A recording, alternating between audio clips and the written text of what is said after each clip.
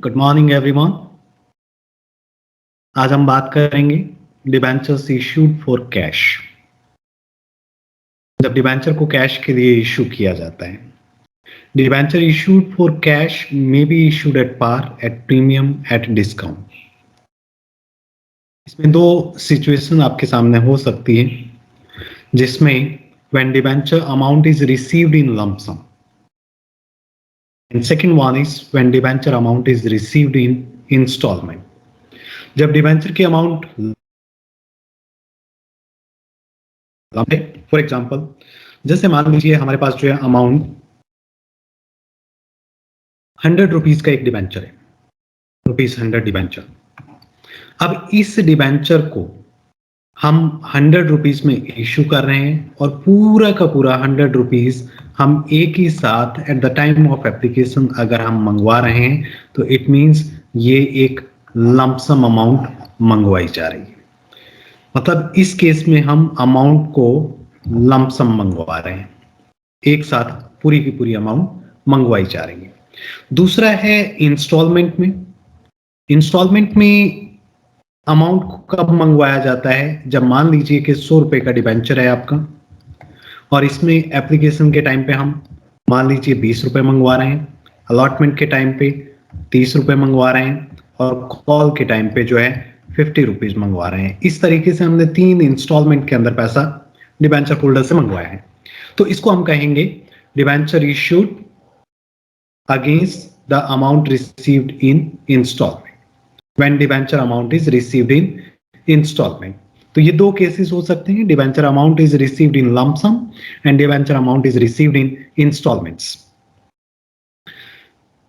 देखिए सबसे पहले when debenture amount is received in lump sum, इसमें क्या है कि when the total amount of issue is payable in one installment then it is called debenture issued against payment in lump sum। इस case में हम दो entries करते हैं। दो एंट्रीज कौन कौन सी, ये आप देख सकते हैं।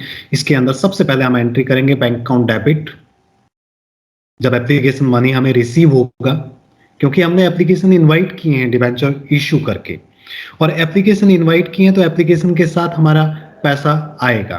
तो जब पैसा रिसीव होगा तो हमारा बैंक बैलेंस बढ़ेगा, और बैंक बैलेंस बढ़ेगा तो बैंक अकाउंट हमारा डेबिट हो जाएगा। तो हमारा बैंक अकाउंट यहाँ पे डेबिट होगा। देखिए कैसे होगा, bank account debit to debenture application and allotment. ये जो debenture application and allotment account को यहाँ क्रेडिट किया गया है, ये एक टेम्पररी अकाउंट है।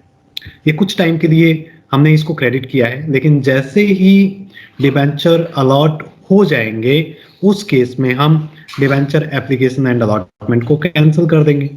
तो फर्स्ट एंट्री जो है हमारी हो गई bank account debit to debenture application and allotment, और इसमें हम नरेशन में लिखेंगे फॉर एप्लीकेशन मनी रिसीव। दूसरी जो एंट्री है हमारी, वो एंट्री होगी इसमें इस debenture application and allotment money को ट्रांसफर करने की at the time of allotment of debenture. तो उस केस में ये जो डिबेंचर एप्लीकेशन एंड अलॉटमेंट जो फर्स्ट एंट्री में हमने क्रेडिट किया था, जो कि एक टेम्पररी एंट्री है, इसको हमने कैंसिल करना है। इसको कैंसिल करने के लिए हम इसको डेबिट कर देंगे और इसकी जगह पे क्या क्रेडिट हो जाएगा, debentures dash percentage of debentures account. मतलब जितने परसेंटेज, जितनी रेट है इंटरेस्ट की डिबेंचर पे, उतनी रेट हम जो है इसमें लिखेंगे डिबेंचर के सामने और डिबेंचर को हम क्रेडिट कर देंगे। तो आज ये जो डिबेंचर एप्लीकेशन एंड अलॉटमेंट को हमने ट्रांसफर किया तो उसमें डिबेंचर हमारे क्रिएट हो गए, डिबेंचर अकाउंट हमारा क्रिएट हो गया है। इसमें नरेशन में हम लिखेंगे for application money transfer to debenture account. तो ये था when debenture amount is received in lump sum. दूसरा देखिए, when debenture amount is received in instalment. जब डिबेंचर के अमाउंट को इंस्टॉलमेंट में रिसीव किया जाता है तो उस केस में हम क्या क्या एंट्री करेंगे। अभी मैंने बताया था कि 100 रुपए का डिबेंचर है, 20 रुपए हमने एप्लीकेशन पे मंगवाए, 30 रुपए अलॉटमेंट पे मंगवाए और 50 रुपए कॉल पे मंगवाए। तो 3 चीजें हो गई यहाँ पे, एक एप्लीकेशन, अलॉटमेंट, फिर कॉल्स। मतलब पहले हमारे पास एप्लीकेशन आए, डिबेंचर होल्डर ने अप्लाई किया तो हमारे पास एप्लीकेशन आए, एप्लीकेशन के साथ जो उन्होंने कुछ पैसा दिया, उसके बाद हमने डिबेंचर को अलॉट किया, डिबेंचर को अलॉट करने के बाद हमने डिबेंचर होल्डर से फिर पैसा मंगवाया, फिर बाद में हमें फिर जरूरत पड़ी पैसे की, तो फिर हमने कॉल किया डिबेंचर होल्डर को कि भाई बाकी का पैसा जो बचा हुआ है वो हमारा पे कीजिए। तो वो कॉल पे फिर पैसा मंगवाया। तो इस तरीके से हम जो है इंस्टॉलमेंट में पैसा मंगवा सकते हैं, जिससे कंपनी को भी जरूरत के हिसाब से पैसा मिलता रहेगा और उसके साथ साथ डिबेंचर होल्डर को भी सुविधा रहेगी कि उनको एक साथ पूरी की पूरी अमाउंट पे नहीं करनी पड़ेगी। तो इसमें जो जर्नल एंट्रीज होगी वो हम करेंगे सबसे पहले एप्लीकेशन के टाइम पे, जब एप्लीकेशन मनी रिसीव होगा। उस केस में एंट्री होगी bank account debit to debenture application. Debenture application फिर से वो टेम्पोररी एंट्री हमने की है जिसको हमने कैंसिल करना है जैसे ही अलॉटमेंट होगा। तो उसके बाद जो है जब अलॉटमेंट होगा डिबेंचर्स का, तो उस केस में हम एंट्री करेंगे। ये जो डिबेंचर एप्लीकेशन फर्स्ट एंट्री में हमने क्रेडिट किया है, इसको नेक्स्ट एंट्री में डेबिट कर देंगे, मींस कैंसिल कर देंगे, और इसकी जगह पे हम क्रेडिट कर देंगे डिबेंचर्स को। तो एंट्री हो जाएगी debenture application account debit to dash percentage of debentures account. उसके बाद अलॉटमेंट मनी ड्यू होगा, मींस हमने अलॉटमेंट मनी कॉल किया। तो जब हम अलॉटमेंट का मनी कॉल करेंगे तो अलॉटमेंट मनी ड्यू होगा और उसके लिए एंट्री होगी debenture allotment account debit to debentures account. Means amount due हो गई, डिबेंचर में हमने जो है अलॉटमेंट का पैसा ट्रांसफर कर दिया। यहाँ भी डिबेंचर अलॉटमेंट जो है वो हमारा टेम्पोररी अकाउंट है, इसको हम कैंसिल करेंगे जब पैसा रिसीव हो जाएगा।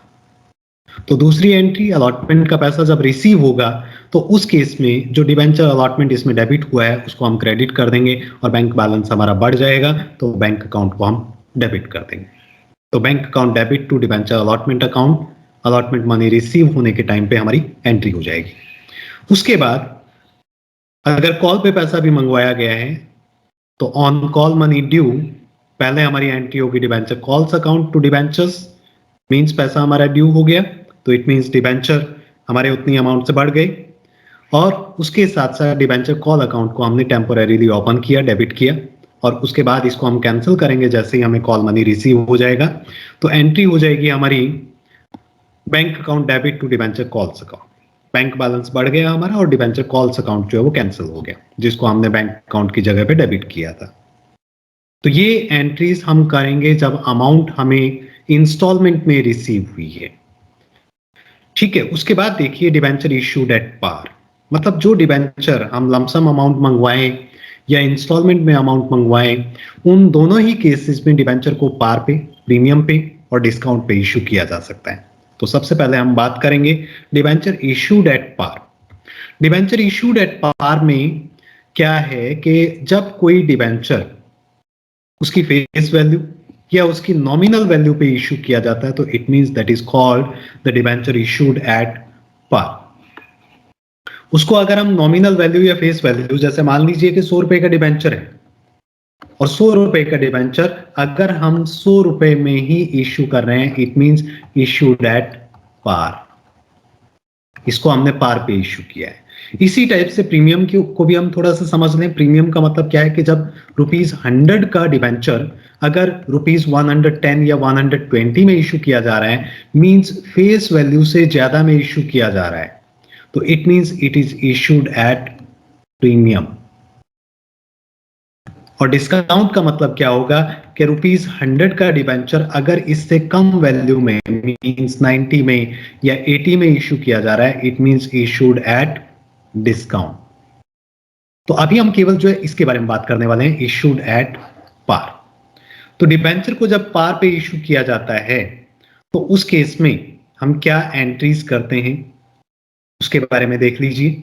इसके अंदर जो है जब फेस वैल्यू या नॉमिनल वैल्यू, मींस जितने रुपए का डिबेंचर है हमारा, उतने ही रुपीस में अगर डिबेंचर को इशू किया जा रहा है तो it means that debenture is issued at par. इसके अंदर एक इलस्ट्रेशन देख लीजिए। इस इलस्ट्रेशन में कहा है a limited offer to public on 1 April 2020 10,009% debentures of ₹100 each payable on application by 1 April 2020. The application were received for 10,000 debentures. Debentures were allotted on 10th April 2020. Past necessary journal entries in the book of the company. एक company है जिसने public को जो है 10,009% debenture ₹100 का एक है offer किए 1 अप्रैल को। और 1 अप्रैल को एप्लीकेशन जो है उस पे अमाउंट पेबल है। ठीक है, एप्लीकेशन 10,000 डिबेंचर के लिए रिसीव हुए, उसके बाद जो है डिबेंचर अलॉट किए गए हैं 10 अप्रैल 2020 को, जर्नल एंट्री करनी है। अब इसमें हमारे पास जो पैसा है वो एक ही टाइम पे आना है, एप्लीकेशन के टाइम पे ही आना है, ना तो कोई इंस्टॉलमेंट है, मींस एप्लीकेशन अलॉटमेंट या कॉल्स नहीं है, केवल और केवल लमसम अमाउंट रिसीव होनी है। तो इसमें एंट्री हम दो ही करेंगे। कौन कौन सी दो entries? First entry bank account to debenture application account, ये देखिए यहाँ पे एंट्री, फर्स्ट एंट्री हम करेंगे 1 अप्रैल को bank account debit to debenture application and allotment account. 10,000 debentures थे, 100 रुपीज का एक था, 10 लाख रुपीज हमें रिसीव हो गए। उसके बाद इस पैसे को हमने ट्रांसफर करना है। ये जो टेम्पोरेरी अकाउंट हमने ओपन किया है डिबेंचर एप्लीकेशन एंड अलॉटमेंट, इसको कैंसिल करना है और इस पैसे को डिबेंचर में ट्रांसफर करना है at the time of allotment. जब अलॉटमेंट किया जाएगा तो debenture application and allotment account हमारा डेबिट हो जाएगा और 29% डिबेंचर्स अकाउंट, ये इस तरीके से 10 लाख रुपीज से हम इसको एंट्री को दिखाएंगे। तो ये फर्स्ट एंट्री हमारी 1 अप्रैल को, क्योंकि 1 अप्रैल को एप्लीकेशन का पैसा रिसीव हुआ, 10 अप्रैल को हमने अलॉटमेंट किया, तो 10 अप्रैल को हमने दूसरी entry debenture application and allotment के अमाउंट को ट्रांसफर करने की है। ठीक है, उसके बाद एक और इलस्ट्रेशन देखिए जिसमें इंस्टॉलमेंट में पैसा मंगवाया गया हो। इसमें कहा है कि Bajaj auto limited issued 5,000 10% debentures of ₹100 each, payable ₹20 on application, ₹40 on allotment, balance on first and final call. Application were received for the issued debentures and allotment was made to all the applicants. The amount was received on due dates. Pass the journal entries. इसमें भी हमने journal entries करनी है। अब journal entries के अंदर इसमें देखिए, इसमें कहा है कि 5,000 डिबेंचर है, मतलब इसमें क्वेश्चन में कहा है कि 5,000 हमारे पास डिबेंचर्स हैं,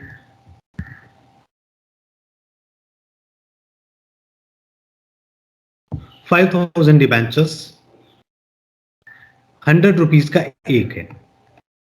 ठीक है, ऑन एप्लीकेशन जो है 20 रुपीज,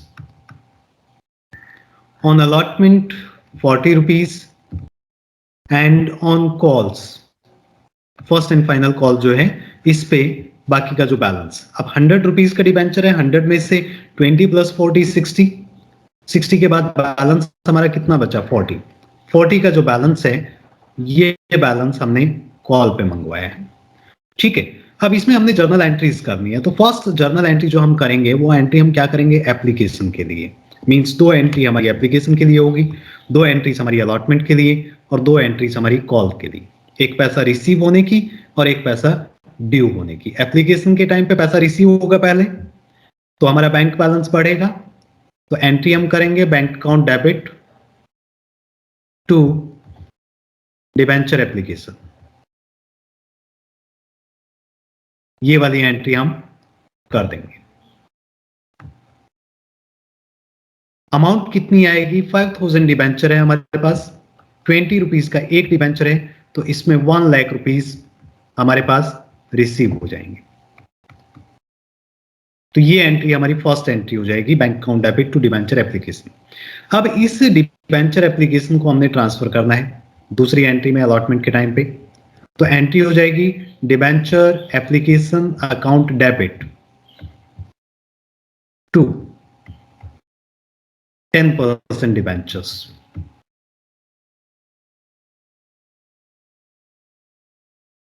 अकाउंट 1 लाख रुपीज से। तो ये एंट्री हम इसमें करेंगे एप्लीकेशन के लिए। ठीक है, फर्स्ट एंट्री में हमें पैसा रिसीव हुआ, दूसरी एंट्री में हमने ट्रांसफर कर दिया। अब अलॉटमेंट के लिए फिर ऐसे ही 2 एंट्री हम करेंगे। उन 2 एंट्रीज में क्या होगा? अलॉटमेंट पे पहले पैसा ड्यू होगा, उसके बाद रिसीव होगा, मींस पहले ये वाली एंट्री होगी ट्रांसफर वाली और उसके बाद पैसा रिसीव होने की एंट्री होगी। मींस फर्स्ट एंट्री में हम यहां पे करेंगे डिबेंचर अलॉटमेंट अकाउंट डेबिट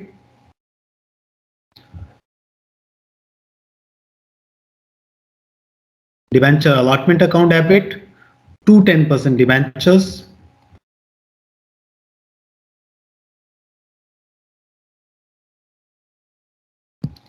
ये आपका 5,000 इंटू 40 मीन्स 2 लाख रुपीज से। ठीक है। और दूसरी एंट्री जो इसमें होगी वो हमारी क्या होगी एंट्री, वो एंट्री हो जाएगी bank account debit to debenture allotment.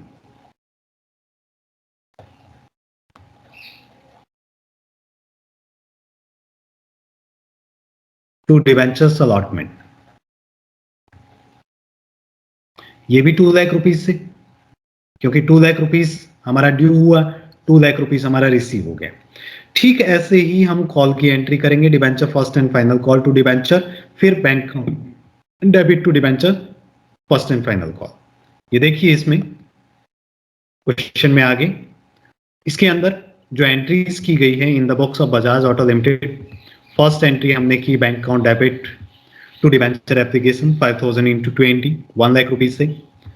दूसरी एंट्री हमने इस एप्लीकेशन मनी को ट्रांसफर करने की debenture application to 10% debentures 1 lakh rupees से। तीसरी एंट्री में अलॉटमेंट का पैसा ड्यू हुआ, debenture allotment to debenture 10% debentures. ये जो फर्स्ट एंट्री हमने यहाँ पे की, सॉरी सेकंड एंट्री जो हमने यहाँ पे की थी, उसमें हमने डिबेंचर एप्लीकेशन यूज किया, इसमें हमने डिबेंचर अलॉटमेंट यूज किया। तो debenture allotment to 10% debentures 5000 into 40, 2 lakh rupees. उसके बाद हमें पैसा रिसीव हुआ, तो पैसा रिसीव हुआ तो उसकी हमने एंट्री की bank account debit to debenture allotment account 2 lakh rupees से। और उसके बाद कॉल का पैसा ड्यू होगा तो debenture first and final call to 10% debentures, and जब पैसा रिसीव होगा तो bank account debit to debenture first and final call. तो ये 6 एंट्रीज हमने इसमें की when debentures are issued at par. I think there will be no doubt. आगे जो नेक्स्ट है डिबेंचर इशूड एट प्रीमियम।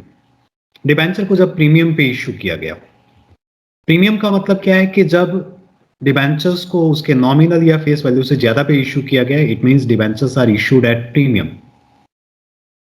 और प्रीमियम जो डिबेंचर पे हमें रिसीव होता है इशू के टाइम पे, वो हमारी एक कैपिटल रिसिप्ट है जिसको हम सिक्योरिटी प्रीमियम रिजर्व अकाउंट के अंदर क्रेडिट करते हैं, और जिसको बैलेंस शीट के अंदर इक्विटी एंड लायबिलिटी में शेयर होल्डर फंड हेडिंग के अंतर्गत रिजर्व एंड सरप्लस सब हेडिंग में दिखाते हैं। Means equity and liability side में शेयर होल्डर्स फंड में रिजर्व एंड सरप्लस में सिक्योरिटी प्रीमियम रिजर्व को दिखाया जाता है। तो सिक्योरिटी प्रीमियम रिजर्व हमारे लिए एक कैपिटल रिसिप्ट है, तो उसको कैपिटल रिसिप्ट की तरह हम उसमें शो करेंगे। अब ये जो सिक्योरिटी प्रीमियम रिजर्व है, इसका यूज हम किस किस पर्पज के लिए कर सकते हैं या कहां कहां पे कर सकते हैं, इसमें देखिए as per section 52 subsection 2 of the companies act 2013, the amount of premium received on securities as a security premium reserve can be used for the following purpose. First purpose है इसमें issuing fully paid bonus shares to the members। जो company के existing members है उनको अगर हम bonus share issue करना चाहते हैं तो बोनस शेयर इशू करने के लिए हम सिक्योरिटी प्रीमियम रिजर्व का यूज कर सकते हैं। नेक्स्ट इसमें writing of preliminary expenses of the company. जो प्रीलिमिनरी एक्सपेंसेस कंपनी स्टार्ट करने से पहले, कंपनी का बिजनेस कमेंस करने से पहले के जो एक्सपेंसेस है, उन एक्सपेंसेस को राइट ऑफ करने के लिए भी हम जो है सिक्योरिटी प्रीमियम रिजर्व का यूज कर सकते हैं। तीसरा इसमें जो एक्सपेंसेस है हमारे इश्यू ऑफ सिक्योरिटी से रिलेटेड, शेयर इश्यू एक्सपेंसेस या डिबेंचर इश्यू एक्सपेंसेस, इन एक्सपेंसेस को राइट ऑफ करने के लिए भी हम सिक्योरिटी प्रीमियम रिजर्व का यूज कर सकते हैं। इसी टाइप से अगर डिबेंचर इशू करते टाइम हमने डिस्काउंट अलाउ की है, मींस डिबेंचर्स जो है डिस्काउंट पे इशू किए गए हैं, तो उस डिस्काउंट को राइट ऑफ करने के लिए भी हम सिक्योरिटी प्रीमियम रिजर्व का यूज कर सकते हैं।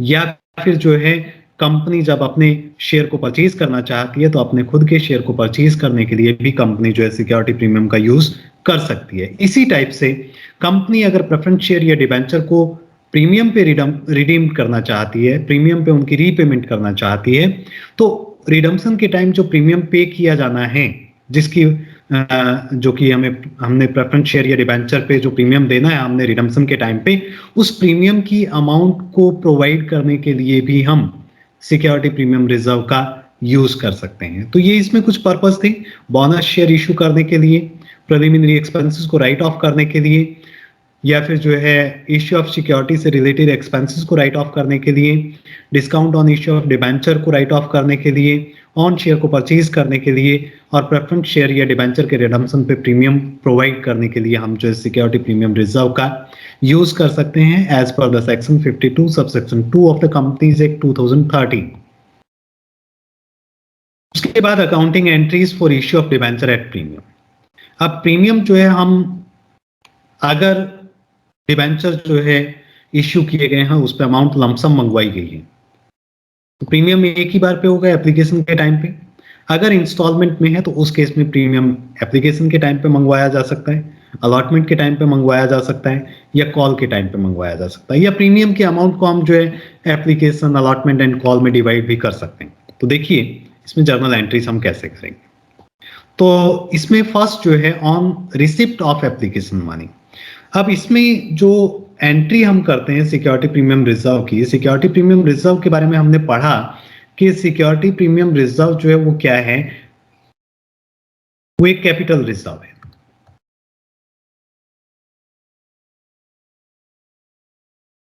ये कैपिटल रिसिप्ट है, दैट इज कैपिटल रिसिप्ट।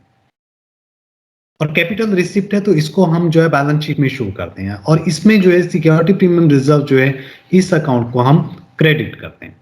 अब क्रेडिट करना है हमने सिक्योरिटी प्रीमियम रिजर्व की अमाउंट को जब हमें ये अमाउंट ड्यू होगी उस टाइम पे, ठीक है। तो इसके अंदर हम एंट्री क्या करेंगे, first on receipt of application money.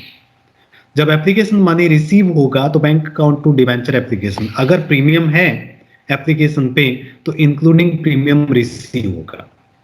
Including premium means जैसे मान लीजिए कि हमारे पास जो है इसमें 20 रुपीज हमने जो एप्लीकेशन के टाइम पे मंगवाए, इसमें 5 रुपीज जो है वो प्रीमियम है। तो हमें एप्लीकेशन के टाइम पे बैंक अकाउंट में 25 रुपीज रिसीव होंगे और एंट्री होगी हमारी bank account debit to debenture application.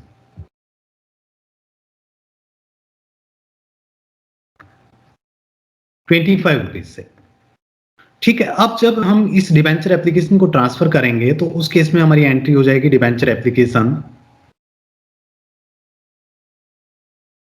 Account debit, ये 25 रुपीज जो हमने यहां पे क्रेडिट किया था, और 2 हो जाएगा इसमें dash percentage of debenture.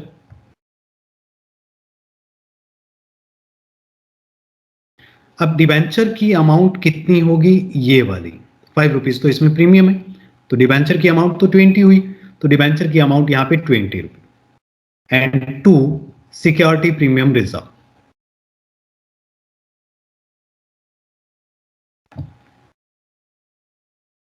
Security premium reserve के अंदर 5 रुपीज, ठीक है। ये जो सिक्योरिटी प्रीमियम रिजर्व है that is the excess amount on the face value. जैसे 100 रुपीज का डिबेंचर था, हमने उसको 105 में इश्यू किया, तो ये 5 रुपीज हमारा जो है सिक्योरिटी प्रीमियम है। ये 100 रुपीज में से कितनी अमाउंट यहाँ पे डिबेंचर में गई है एप्लीकेशन के टाइम पे, 20 रुपीज, और 5 रुपए प्रीमियम है, तो 5 रुपए प्रीमियम मिलाकर के 25 हो गया। तो 20 रुपीज हमने डिबेंचर में डाला और 5 रुपीज हमने सिक्योरिटी प्रीमियम रिजर्व के अंदर। तो इस तरीके से हम एंट्री करेंगे second entry on allotment of share when premium received on application. तो इसमें एंट्री हो गई debenture application to dash percentage debenture account to security premium reserve account. ऐसे ही अलॉटमेंट पे, अगर अलॉटमेंट पे भी प्रीमियम है तो अलॉटमेंट मनी जब ड्यू होगा उस केस में हम जो है सिक्योरिटी प्रीमियम रिजर्व को क्रेडिट करेंगे। Debenture allotment to percentage debentures to security premium reserve. फिर अमाउंट रिसीव होगी तो इंक्लूडिंग प्रीमियम रिसीव हो जाएगी अलॉटमेंट पे, एंट्री हो जाएगी हमारी bank account debit to debenture allotment. और उसके बाद जो है कॉल्स के टाइम पे भी अगर प्रीमियम है तो उसमें भी हम सिक्योरिटी प्रीमियम रिजर्व को क्रेडिट करेंगे।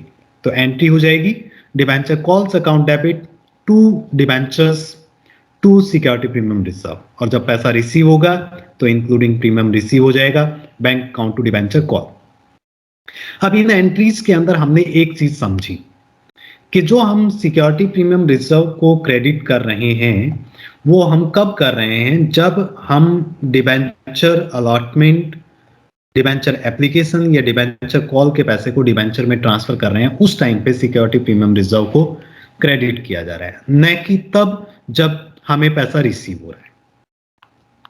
ठीक है, तो हमने डिबेंचर जो सिक्योरिटी प्रीमियम रिजर्व है उसको क्रेडिट कब करना है, जब एप्लीकेशन के मनी को ट्रांसफर किया जाएगा, अगर एप्लीकेशन पे प्रीमियम है तो, या अलॉटमेंट पे प्रीमियम है तो अलॉटमेंट का पैसा ड्यू होने पे, और अगर कॉल पे है तो कॉल का पैसा ड्यू होने पे सिक्योरिटी प्रीमियम रिजर्व को क्रेडिट किया जाएगा। जब बैंक अकाउंट में हमें पैसा रिसीव होगा तो उस केस में सिक्योरिटी प्रीमियम रिजर्व को डेबिट या क्रेडिट नहीं किया जाएगा।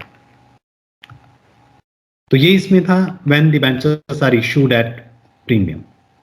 इसके अंदर भी एक इलस्ट्रेशन देख लीजिए कि इसमें कहा है कि Sujata limited issued 6009% debentures of ₹100 each at a premium of 10% payable along with application. Application were received for all and allotment was made to all. Pass necessary journal entries. Lump sum पैसा मंगवाया गया है, दो ही एंट्री होगी इसमें, एक साथ पैसा मंगवाया गया है तो दो ही एंट्री हम इसमें करेंगे। First entry bank account debit to debenture application and allotment, इसमें 6000 इंटू 110 ₹10 प्रीमियम का इंक्लूड करके हमें पैसा रिसीव होगा, तो ये 6,60,000। दूसरी एंट्री जो है इसमें डिबेंचर एप्लीकेशन एंड अलॉटमेंट को ट्रांसफर कर दीजिए to 9% debentures to security premium reserve. अब डिबेंचर जो है 100 रुपए का है तो डिबेंचर में तो 100 रुपए ही जाएंगे, प्रीमियम का पैसा तो डिबेंचर में नहीं जाएगा।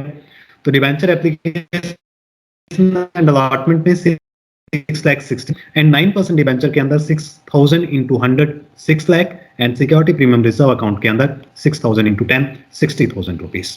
तो ये एंट्री हम प्रीमियम के टाइम पे करेंगे। तो ये इस तरीके से 1 अप्रैल को जो है इश्यू हुआ था, 10 अप्रैल को जो है अलॉटमेंट हुआ। नेक्स्ट इसमें जब पैसा इंस्टॉलमेंट में मंगवाया गया हो, एप्लीकेशन व रिसीव फॉर ऑल, इसमें कहा है कि Birla limited issued 5,009% debentures of ₹100 each at a premium of 10% payable along with allotment. जो 10% का प्रीमियम है वो अलॉटमेंट के साथ पे करता है। एप्लीकेशन व receive for all and allotment was made to all, application receive हो गया, अलॉटमेंट भी सभी को कर दिया गया। The amount was payable as ₹30 on application, ₹50 on allotment and the balance is on final call. The amount was duly received. Past necessary journal entries. इसमें जो जर्नल एंट्री करेंगे हम, फर्स्ट एंट्री करेंगे एप्लीकेशन के लिए, जब एप्लीकेशन का पैसा रिसीव होगा तो एंट्री हो जाएगी bank account debit to debenture application account, 30 रुपए एप्लीकेशन पे मंगवाए गए हैं तो 1,50,000 रुपीज रिसीव हो गया। अब इस पैसे को ट्रांसफर कर दो तो debenture application account debit to 9% debentures account हो जाएगा। अब उसके बाद अलॉटमेंट ड्यू होगा तो अलॉटमेंट पे प्रीमियम भी है 10 रुपीज का, तो इसमें डिबेंचर अलॉटमेंट 5,000 इंटू 50 रुपीज है अलॉटमेंट पे, तो 50 में 10 रुपीज प्रीमियम है। ठीक है, मतलब अलॉटमेंट के टाइम पे इसने कहा कि 30 रुपीज हमारे एप्लीकेशन पे है, 50 रुपीज अलॉटमेंट पे है। अलॉटमेंट पे इतना है, एप्लीकेशन पे इतना है और बाकी जो बचा वो कॉल पे। अब 100 रुपीज का डिबेंचर था, 10 रुपीज प्रीमियम पे इशू किया गया, 110 में इशू किया गया है, मतलब इन सबका टोटल जो है 110 होना चाहिए। 110 में से 80 माइनस किया तो 30 रुपीज का बैलेंस बचा। और प्रीमियम इसने कहा है कि payable on allotment, payable on allotment means 40 plus 10 है, मींस डिबेंचर का पैसा 40 एंड प्रीमियम का पैसा 10, ये इस तरीके से। तो इस तरीके से है, तो इसमें हमारे पास क्या आ जाएगा, डिबेंचर अलॉटमेंट अकाउंट डेबिट हो जाएगा 5,000 इंटू 50 से, और 9% डिबेंचर में हम 5,000 इंटू 40 ट्रांसफर करेंगे और 10 रुपीज हमारे सिक्योरिटी प्रीमियम में चले जाएंगे। तो ये इस तरीके से 2,50,000, 9% डिबेंचर्स में 2 लाख क्रेडिट और सिक्योरिटी प्रीमियम रिजर्व में 50,000 रुपीज क्रेडिट। उसके बाद जब पैसा रिसीव होगा तो एंट्री होगी हमारी bank account debit to debenture allotment account 2,50,000 rupees से, इंक्लूडिंग प्रीमियम हमें अमाउंट रिसीव होगी। उसके बाद जो है कॉल का पैसा, debenture final call to 9% debentures, पैसा ड्यू हो गया 30 रुपीज से, फिर हमें पैसा रिसीव हो जाएगा bank account to debenture final call account 1,50,000। तो ये था हमारा प्रीमियम, जब हम डिबेंचर को प्रीमियम पे इश्यू करते हैं। ठीक है, उसके बाद देखिए इसमें issue of debenture at discount.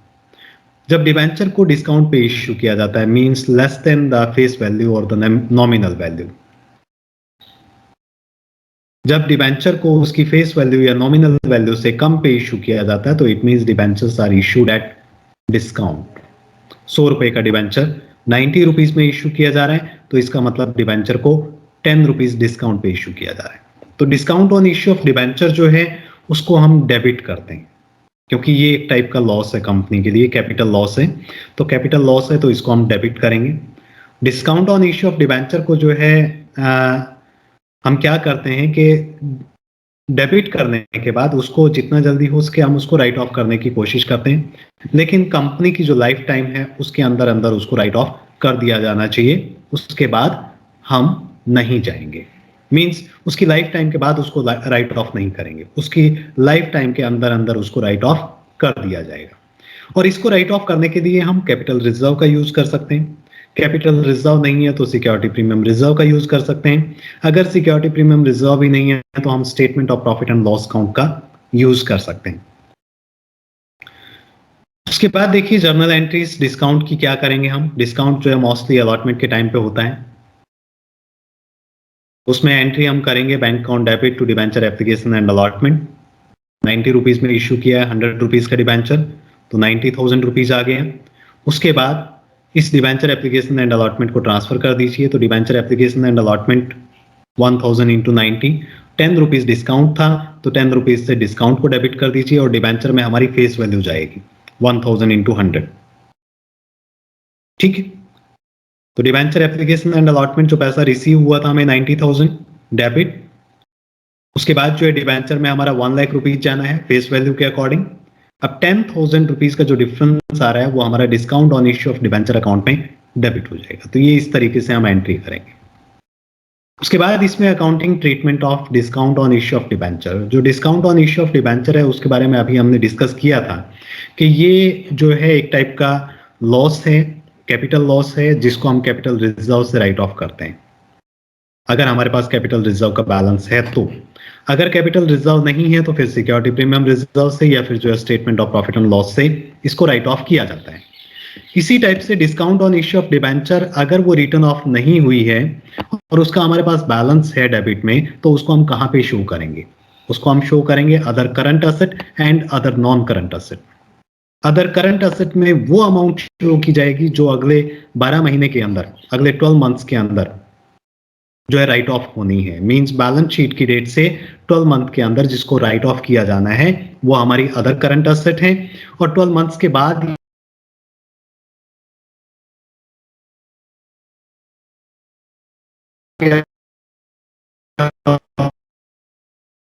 Operating cycle period के current asset. Global Limited issued on 1st April 2018 1,010% debentures of ₹100 each at a discount of ₹10 each, redeemable at the end of 5 years. Discount on issue of debenture is written off in 5 equal yearly installment beginning 31st March 2019. Show treatment of discount in the balance sheet of the company. Company की balance sheet में हमने discount के treatment को दिखाना है। तो देखिए company के बैलेंस शीट के अंदर हमने डिस्काउंट के ट्रीटमेंट को इस तरीके से दिखाया है, नोट नंबर दिखाते हुए। असेट में non current asset, other non current asset के अंदर हमने अमाउंट को दिखाई और फिर करंट असेट में, अदर करंट असेट में हमने अमाउंट को दिखाई। अब यहाँ जो डिस्काउंट की अमाउंट थी हमारी वो कितनी थी वो देखिए। डिस्काउंट की अमाउंट हमारी आ रही है यहाँ पे 10,000 रुपीज। अब क्वेश्चन के अकॉर्डिंग आप देख सकते हैं कि इसमें क्वेश्चन के अकॉर्डिंग जो है हमारे पास डिस्काउंट की अमाउंट जो है वो इसमें दिया हुआ है at a discount of ₹10। 1000 debenture है, 10 रुपए डिस्काउंट है। 1000 डिबेंचर 10 रुपए डिस्काउंट, तो हमारे पास डिस्काउंट की अमाउंट आई 10,000 रुपीज। तो यहां से हमने ये 10,000 रुपीज की अमाउंट आई। अब इस 10,000 रुपीज की अमाउंट जो है ये इसने 1 अप्रैल 2018 को इश्यू किया डिबेंचर को। ठीक है, अब 1 अप्रैल 2018 को जो डिबेंचर को इश्यू किया उसके बाद 31 मार्च 2019 को हमने राइट ऑफ करना शुरू करना है। 10,000 की अमाउंट को हम अगर राइट ऑफ करना शुरू करें 5 इक्वल एनुअल इंस्टॉलमेंट में, तो 2,000 रुपीज एनुअल इंस्टॉलमेंट आ गई। तो फर्स्ट इंस्टॉलमेंट जो 2,000 रुपीज की है वो हम 31 मार्च 2019 को राइट ऑफ कर देंगे। अब ये राइट ऑफ होने के बाद हमारे पास अमाउंट कितनी बची? 8,000 डिस्काउंट। अब 8,000 को हमने बैलेंस शीट में दिखाना है ऑन 31 मार्च 2019 को। अब 8,000 में से जो अगले 12 मंथ्स के अंदर मींस इस बैलेंस शीट की डेट से 12 मंथ्स के अंदर जो अमाउंट राइट ऑफ होनी है वो हमारी अदर करंट असेट है। इसमें से 2000 रुपीज अगली 31 मार्च को राइट ऑफ होनी है। मींस 2000 रुपीज को हमने अगले 31 मार्च मींस 31 मार्च 2020 को राइट ऑफ करना है। तो ये तो हमारी होगी अदर करंट असेट। और दूसरा जो है बाकी जो इसमें से 8000 में से जो अमाउंट बची, क्योंकि 2000 तो राइट ऑफ हो चुका है तो ये तो हमने दिखाना नहीं। 8000 बचा हमारे पास 10000 में से 2000 राइट ऑफ होने के बाद 8000 में से 2000 को हमने अदर करंट असेट में दिखा दिया। अब 8000 में से 2000 दिखाने के बाद जो बाकी 6000 बचा ये हमारा 12 मंथ्स के बाद राइट ऑफ होना है। मींस एक साल से ज्यादा टाइम के बाद राइट ऑफ होना है, तो इसको हम दिखाएंगे अदर नॉन करंट असेट में।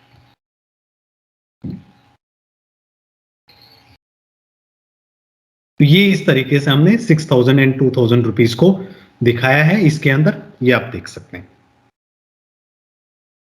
ठीक है, तो आज का हमारा टॉपिक इतना ही था। Thank you very much.